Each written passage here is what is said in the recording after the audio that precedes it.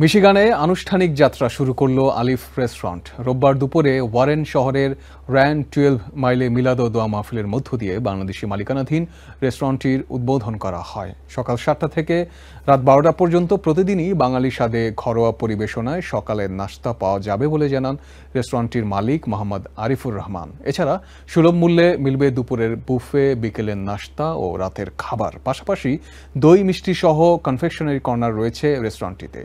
মোহাম্মদ আরিফুর রহমানের নামে আরেকটি রেস্টুরেন্ট রয়েছে। পবিত্র রমজান মাস উপলক্ষে সেন্টার লেইন শহরের মিনা বাজার সুপার শপ সহ রেস্টুরেন্টটিতে বিশেষ মূল্য ছাড় দেওয়া হয়েছে। এছাড়াও দেয়া হচ্ছে $100 জিনিস কিনে $10 মূল্যের ফ্রি কুপনের সুযোগও। আপনারা জানেন আলিফ রেস্টুরেন্ট অনেক দিন থেকে আমরা টেস্টিং অবস্থায় ছিল, তা আজকে আমরা অফিসিয়ালিভাবে উদ্বোধন করেছি। আমাদের সকাল 6টা থেকেই আপনার রাত্র 12টা পর্যন্ত আমাদের খাবারের সমাহার থাকবে ইনশাল্লাহ।